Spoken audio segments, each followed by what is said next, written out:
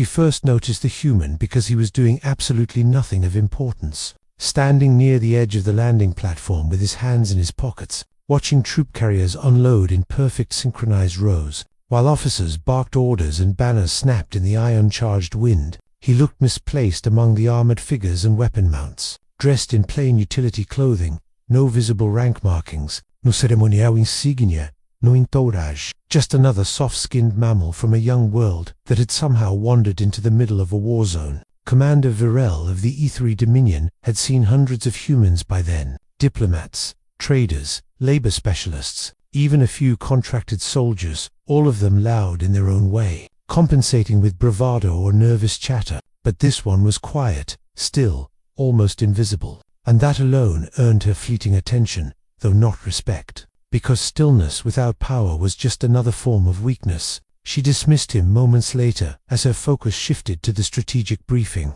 The enemy advance was accelerating, the Kareth Legion moving in disciplined formation across the valley below. Thousands of armored infantry supported by heavy walkers and artillery crawlers, their banners burning crimson against the pale landscape. The Ethery line was strong but thin, stretched by terrain and attrition. Victory was possible, but costly, and casualties were already projected in unacceptable numbers. The human remained at the periphery as officers argued over formations and fallback lines, occasionally glancing toward the valley as if measuring something unseen. Virel barely noticed when he stepped closer, until he spoke, his voice calm, unhurried, cutting through the noise without rising above it. "You're going to lose the left flank within 12 minutes if you hold that ridge," he said. Virel turned sharply, irritation flaring. "And who exactly are you to make that assessment?" she demanded. He met her gaze without challenge or submission, just steady acknowledgement. "Elias Kerr, civilian contractor attached to logistics, former human infantry," he replied. The words former infantry barely registered. Half the beings in the sector claimed some military past, most exaggerated, some fabricated entirely. Virel waved a dismissive hand. "Return to your assigned area, civilian. This is a military operation." He inclined his head slightly, already stepping back. "As you command, Commander." But he added one thing more, softly. "You might want to evacuate the med tents behind that ridge." She ignored him completely. 12 minutes later the ridge collapsed, under a focused Kareth assault. Shock troops punching through a weakness Virel had not believed significant. The med tents were caught in the overflow, screams filling the comm channels as defenders scrambled to respond. Virel felt cold fury ignite in her chest, at the enemy, at herself, and briefly, at the human who had dared predict her failure. She searched for him among the chaos, but he was already gone. The battle devolved rapidly. What had been an organized engagement became a desperate holding action. Kareth walkers advanced relentlessly, their weapons chewing through barricades and bodies alike. Ethery units fell back in staggered lines, buying time with blood. Virel issued command after command, voice steady even as her forces thinned, until a new alert flashed across her display. An unknown contact had moved beyond the perimeter. She cursed, assuming sabotage or panic, until sensor feeds updated, zooming in on a single figure moving toward the enemy advance. On foot, alone, unarmored, carrying no heavy weaponry. Her disbelief froze into something sharper when facial recognition resolved the image. The human, Elias Kerr. "What in the void is he doing?" she demanded. Officers scrambled for answers. None came. The human moved with deliberate pace, stepping into open ground as artillery fire rained down around him, explosions throwing dirt and flame skyward. Yet he did not run, did not dodge wildly. He walked, choosing each step with uncanny precision, shockwaves rippling past him as if he had calculated their reach. The Kareth noticed him moments later, targeting systems snapping toward the lone figure. Weapon mounts whining as they locked on. Virel opened a channel instinctively, shouting at him to retreat, to get back behind the lines, but he did not respond, or perhaps did not hear. The first volley struck the ground where he had been seconds earlier, missing by a margin too small to be luck. Then he moved faster, not a charge, not a sprint, but something else, a controlled acceleration that carried him forward in bursts, between impacts, between firing cycles, as if he could see the battle unfolding seconds ahead of everyone else. He closed the distance to the first walker before its gunners could recalibrate, leaping onto its armored hull with a force that made the massive machine stagger. Virel stared in disbelief as the human tore open a maintenance seam with his bare hands, prying reinforced plating apart with raw leverage, exposing glowing internal components. He reached inside and wrenched. There was a blinding flash. The walker collapsed inward, systems failing catastrophically, its massive frame crashing into the earth like a dying beast. The Kareth reacted instantly. Infantry swarming, plasma fire saturating the area. Any sane being would have been vaporized in seconds, but the human moved among the chaos like a force of nature, using the walker's wreckage as cover, redirecting enemy fire, tearing weapons from fallen soldiers and discarding them once empty. He did not fight like a berserker, nor like a trained duelist. He fought with brutal efficiency, conserving motion, conserving energy, every strike disabling, killing, or clearing a path. Virel felt something twist inside her chest, a mixture of awe and fear, because this was not technology, not armor, not augmentation visible on any scan. This was a single human body doing things bodies were not supposed to do, shrugging off impacts that would shatter bones, striking with force that dented powered armor, moving despite wounds that would have dropped any of her soldiers. Reports flooded in. Enemy advance slowed, then halted, then began to falter, all centered around one point on the battlefield, labeled simply as anomalous contact. The Kareth Legion hesitated, their formation breaking as confusion spread. They had trained to fight armies, fleets, mechs. Not this. The human did not stop. He advanced deeper, drawing fire away from retreating ether units, buying time with his own body, with sheer refusal to fall. Virel watched as he was struck repeatedly, thrown back by explosions, only to rise again, blood visible now, staining his clothing dark. His movements slowed slightly, but his focus never wavered. She realized then that he was not fighting to win, not alone. He was fighting to hold, to delay, to give her forces a chance to regroup, to survive. The thought hit her harder than any battlefield loss, because no one had ordered him to do this. No contract demanded it. No alliance obligated him. He chose it. The Legion finally broke when their forward command unit was destroyed, morale shattering under the impossible sight of one being standing amid the wreckage of dozens. The Kareth retreat was chaotic, panicked. Their withdrawal trampled their own wounded, leaving the valley littered with the aftermath of something no doctrine accounted for. Silence fell gradually, broken only by the crackle of fires and distant cries of the injured. Virel did not wait for confirmation. She ordered a recovery team forward immediately, pushing through debris toward the last known position of the human, fear coiling tight in her chest despite herself. They found him kneeling, one hand braced against the ground, breathing heavily, surrounded by enemy dead and disabled machines, his head lifted when they approached, eyes still sharp despite the blood and grime. He looked at Virel as if surprised to see her there. "You should pull back," he said hoarsely. "They might counterattack." She knelt without thinking, ignoring protocol, ignoring rank, staring at him as if seeing him for the first time. "The battle was won because of you," she said, her voice unsteady despite her effort. He shook his head faintly. "No," he replied, "it was won because you held long enough." In that moment, surrounded by smoke and ruin, Commander Virel understood something fundamental had shifted. She had believed the human ordinary, because he looked unremarkable, because he did not announce his strength, because he waited quietly at the edge until action mattered. And she realized with a chill that this might be the most dangerous thing about humanity of all. The aftermath settled over the valley like a held breath, smoke drifting low, heat bleeding slowly from ruined machines. And Commander Virel stood amid it all, feeling as though the world had tilted without asking permission. Med teams moved quickly, efficiently, but every few moments they stopped, stared, recalculated, because the center of the destruction did not fit into any tactical framework they knew. It was not an artillery strike, not an orbital barrage, not even a mechanized breakthrough. It was a person-shaped absence in the enemy line, carved by hands and will alone. Elias Kerr was placed on a grav stretcher against his protests, his injuries catalogued with increasing disbelief, fractures that should have immobilized him, burns that should have rendered him unconscious, blood loss that should have killed him outright. Yet his vitals stabilized stubbornly, as if his body itself rejected the idea of stopping. Virel walked beside him to the field hospital, her presence drawing glances, whispers already spreading faster than any official report. "You should not have survived that," she said quietly as the medics worked. Not accusation, not praise, simply fact. Elias gave a weak half-smile. Humans survive a lot of things we should not, he replied, then coughed, wincing.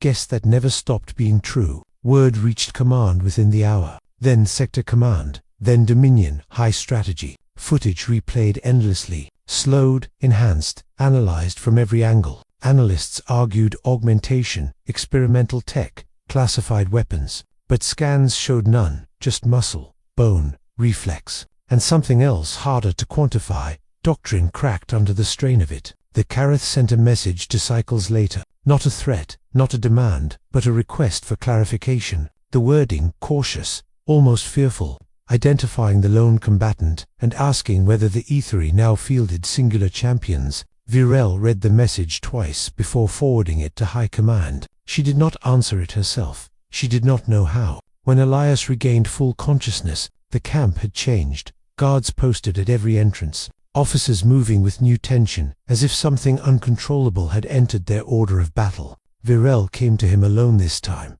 dismissing the attendants with a gesture. He looked smaller in the medical cot than he had on the battlefield, wrapped in bandages, but his eyes were clear, alert. You altered the balance of this conflict, she said. He frowned slightly. I held a line, that is all. She shook her head slowly. No, you showed them something they cannot unsee. She paused, studying him. Did you know what would happen when you walked out there alone? He considered before answering. I knew they would focus on me. That was the point. She leaned closer. And if they had killed you? He met her gaze steadily. Then you would have had the time you needed anyway. That answer unsettled her more than any display of strength. The Dominion High Council demanded his immediate transfer for evaluation. Political language thinly veiling something closer to fear than curiosity. Elias listened to the transmission without visible reaction, then looked at Virel. You do not have to agree to that, he said. She straightened instinctively. The Dominion has authority.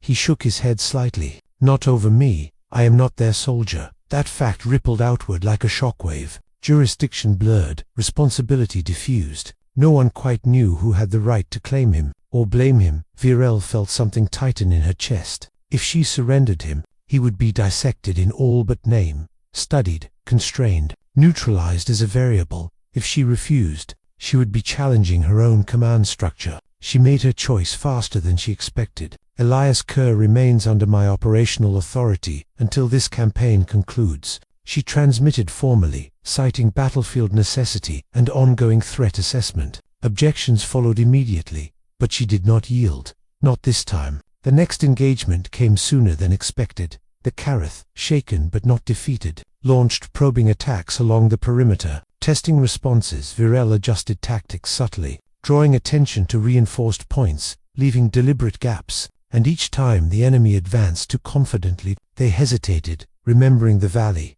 remembering the lone human. Elias did not return to the front lines, not yet. His body required time, even his resilience could not cheat entirely. But his presence was felt nonetheless. Soldiers whispered his name like a ward. Morale surged in strange, uneven ways. Some felt inspired, others uneasy, because heroes were comforting only when they stayed myth. Elias was very real. Virel found herself visiting him often, sometimes to brief him, sometimes simply to listen. He had an unsettling habit of noticing things others missed. Patterns in enemy movement, timing discrepancies, behavioral tells. It was not precognition, she realized, but experience layered atop instinct. A lifetime of surviving violence condensed into intuition. Why did you stay quiet before the battle? She asked him one evening. You could have announced your capabilities. He shrugged carefully, wincing. No one listens to a warning they do not understand. They listen to outcomes. That answer lingered with her long after she left.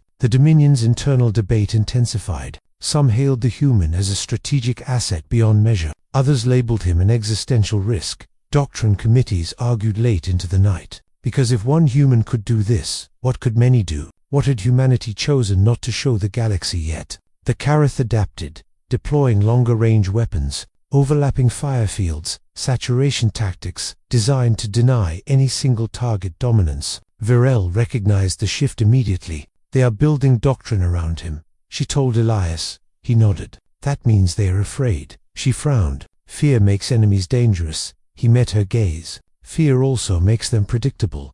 The decisive moment came during a night assault. Kerrith forces pushing hard toward a supply nexus critical to the Dominion line. Varel's troops were ready, but stretched thin. Elias stood from his cot against medical orders, pulling on his damaged clothing. "I can move," he said simply. She blocked his path. "You are not healed." He looked at her calmly. "Neither are they prepared for me again." She hesitated, command training screaming caution. But memory answered louder. The valley, the legion breaking, the time he had bought with blood. She stepped aside. "One condition," she said. He raised an eyebrow. "You do not go alone." He considered, then nodded. "Fair." This time he did not walk openly into fire. This time he moved with a small unit, using darkness, terrain, distraction. But when contact was made, when the Kerrith recognized him, panic flared again. Discipline frayed, and the line held. Varel coordinated the counterattack flawlessly. Victory achieved with fewer losses than projected. The human did not steal the battle this time. He enabled it. Afterward, as dawn crept across the battered landscape, Varel stood beside him watching med teams work once more. She spoke quietly. "The galaxy will not leave this unanswered." He nodded. "They never do." She turned to him, then looked away. "You have become something to them. A symbol, a threat." He studied the horizon. Symbols are only dangerous if people believe in them. She believed now, not in myth, not in legend, but in a truth far more unsettling. Humanity was not dangerous because of strength alone, but because it endured, adapted, and chose to stand when retreat was easier. And as she watched Elias Kerr walk back toward the camp, wounded yet unbroken, she realized the galaxy's greatest mistake had been assuming ordinary meant harmless. The shift in perception was subtle at first, then impossible to ignore. Kerrith patrols altered their routes. Artillery fire hesitated before committing, and every engagement carried a new undercurrent of caution that had not existed before the valley. Commander Varel saw it in the data and in the eyes of her officers. The enemy was no longer confident in inevitability, and nothing unnerved a legion more than doubt. Elias Kerr became a variable no model could properly contain. Dominion analysts attempted to quantify his impact, assigning probability curves, stress response metrics, survivability coefficients, but every projection collapsed under one simple truth. He did not behave like a system. He behaved like a person making decisions under pressure, adapting faster than doctrine could track. Varel read the reports and set them aside. They felt small compared to what she had witnessed. The High Council's patience thinned. Transmissions grew sharper, less veiled. Requests for Elias's transfer escalated into demands, couched in the language of safety and oversight. Varel answered each one with increasingly firm refusals, citing battlefield necessity, morale, stability, and strategic unpredictability. Behind closed doors, she argued that removing him would destabilize the front more than any enemy maneuver. Some listened, others did not. Elias sensed the tension without being told. Humans were good at that. He approached Varel one evening as she studied the star map alone. "They are afraid of me," he said quietly, not asking. She nodded. "Yes, and fear inside your own ranks can be more dangerous than fear in the enemy." He leaned against the console carefully, still favoring one side. "Then maybe it is time they understand what I am, and what I am not." Before she could ask what he meant, the alert sounded, not an attack alarm, but a priority transmission marker. Kerrith High Command was requesting a parley, open channel, neutral ground. The message alone sent a ripple through the camp. Disbelief mingled with suspicion. The Kerrith did not negotiate unless cornered. Varel convened her command staff immediately. Arguments erupted. Trap, stalling tactic, psychological warfare, all plausible, all likely. Elias listened silently, then spoke once the noise subsided. "They want to see if the story is real," he said. "If I exist beyond rumor." Varel's gaze snapped to him. "You think they will ask for you?" He nodded. "And if they do, I should go?"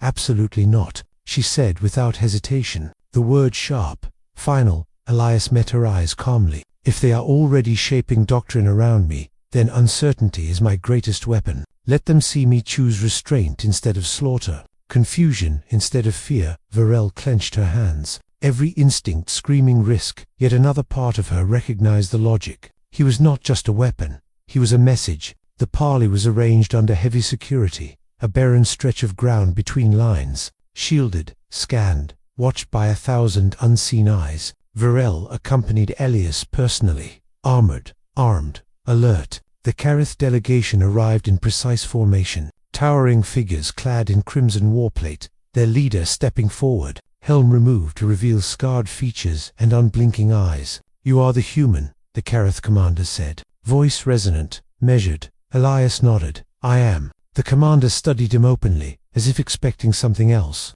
Something larger, augmented, monstrous. "You fought a legion alone," he said. Elias tilted his head slightly. "I slowed one down." The distinction mattered to him, clearly. "Why?" the Kerith asked. The question carried genuine curiosity, not accusation. Elias answered simply, "Because they were going to die otherwise." Silence stretched. The Kerith commander considered this, then spoke again. "If there are more like you, this war becomes unwinnable." Virel felt the tension spike. This was the moment where fear could turn into preemptive annihilation. Elias shook his head. "There are many humans," he said, "but none exactly like me. We are not copies. We are not bred for this. We endure, we adapt, we choose." The commander's eyes narrowed. "Then you choose war." Elias replied without hesitation. "If war is chosen for us, yes." The parley ended without agreement, but also without blood. That alone was unprecedented. As they returned to their lines, Virel exhaled slowly. "You realize what you just did," she said. He glanced at her. "Introduced doubt where certainty once lived." She nodded. "That is far more dangerous than another massacre." The Dominion's reaction was immediate and divided. Some praised the restraint, others condemned the risk. Whispers of removal grew louder, but so did support from frontline commanders whose casualty rates had plummeted. Elias had become a fulcrum around which opinion bent, whether they liked it or not. The Kerith adapted again, but differently this time. Not with heavier weapons or tighter formations, but with caution. Engagements shortened. Retreats came sooner. Probing attacks replaced full assaults. The war slowed, momentum draining away. Virel recognized the pattern with a mix of relief and dread. A stalemate born not of equal power, but of mutual fear. Elias returned to limited field duty, not as a spearhead, but as a presence, appearing where lines wavered, where morale dipped, where enemy pressure mounted. Each time his arrival stabilized the situation with minimal force, sometimes none at all. The enemy pulled back, simply because he was there. Virel watched the reports with growing unease. "This cannot last," she said one night. Leaning heavily on the strategy table, he nodded. "Stalemates always break. The question is how." She looked at him, and at what cost. He met her gaze. "That depends on whether fear hardens into hatred, or erodes into caution." The break came not from the Kerith, but from within the Dominion, an emergency directive ordering Elias Kerr's immediate detention and transfer. No justification offered, only authority invoked. Virel read the order once, then closed the file slowly, feeling something settle into place inside her, resolve edged with anger. "They are trying to cage what they cannot control," she said aloud. Elias was already there, leaning in the doorway. "I figured," he replied. She turned to him sharply. "You knew this was coming." He nodded. "I hoped it would take longer." She paced once, then stopped, facing him squarely. "If I defy this, I become a traitor to my own command," he considered. "And if you obey, you become complicit in fear deciding the future." The choice was brutal, clear, irreversible. Virel activated a secure channel, broadcasting to her immediate fleet commanders, standing orders. "Any attempt to seize Elias Kerr without my authorization is to be considered hostile interference with active operations." Acknowledgements came back one by one, hesitant at first, then firmer. Support spreading like a held breath finally released. Alarms flared across the camp. Internal Dominion security units mobilizing, confusion rippling outward. Elias placed a hand on Virel's shoulder. "Grounding. You do not have to do this for me," he said quietly. She met his gaze. "Steady. I am doing it because this war stopped being about territory the moment you stepped into that valley." Outside, forces repositioned, lines drawn not against the enemy, but within the alliance itself. Virel felt the weight of history pressing down. Yet beneath it, something else burned. Certainty. She had believed the human ordinary, then exceptional. Now she understood the truth was more unsettling still. Humanity was not an anomaly to be contained, but a catalyst, and catalysts, once introduced, could not be removed without changing everything. The camp did not erupt into chaos after Virel's order. Instead, it grew unnaturally quiet. the kind of quiet that comes when everyone realizes they are standing on the edge of history and no one wants to be the first to move. Dominion security units halted mid-deployment.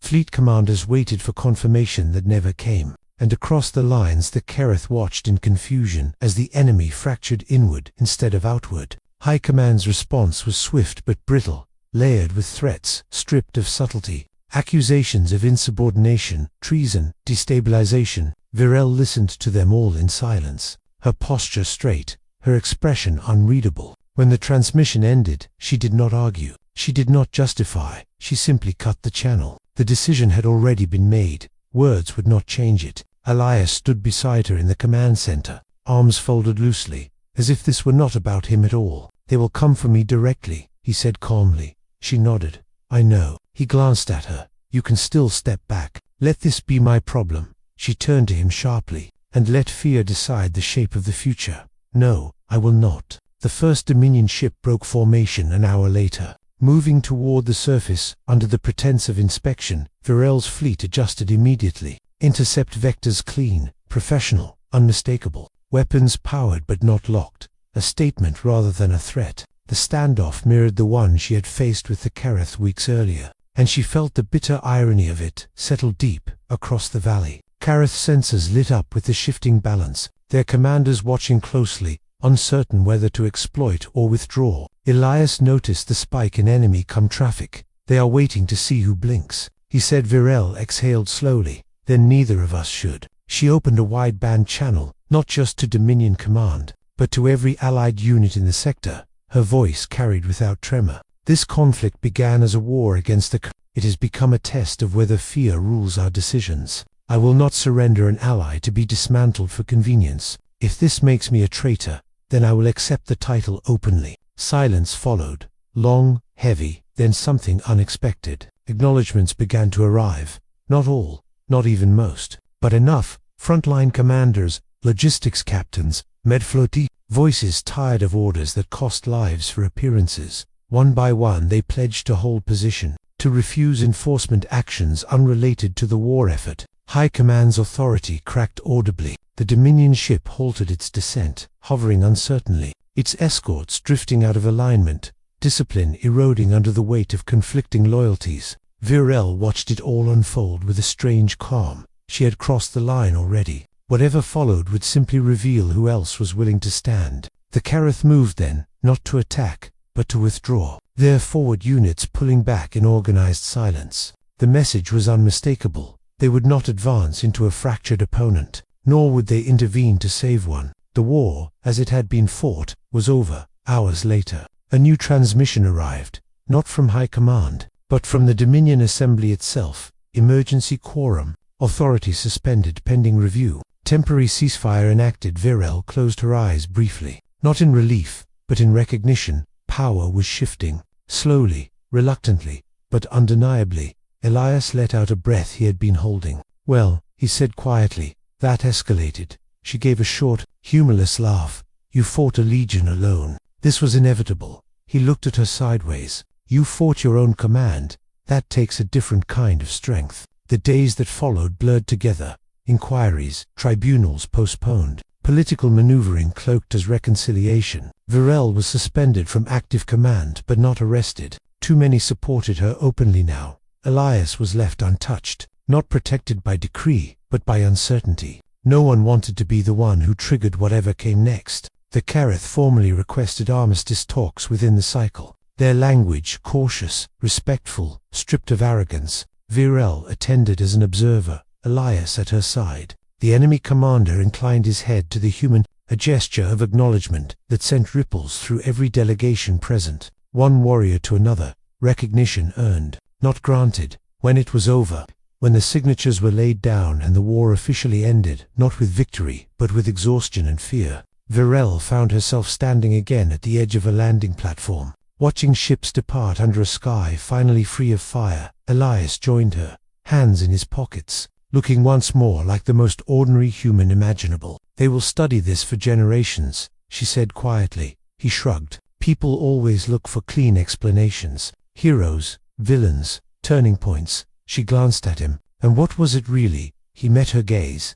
someone choosing not to step back when told to. She considered that, then nodded. The Dominion will change, slowly, painfully, but it will change, because it has seen that authority without courage breaks when tested. He smiled faintly. And the galaxy has learned that humans are not dangerous because we are strong, but because we refuse to be small. She believed that now, fully, completely, not because of the legion he had fought, but because of what followed, because when fear demanded compliance, he had stood, and when power demanded obedience, she had stood with him. As transports lifted into the sky, carrying soldiers home, Varel felt something she had not allowed herself since the war began. Hope, not naive, not gentle, but hard one, edged with understanding, the kind of hope that came from knowing the future would be contested, but not surrendered.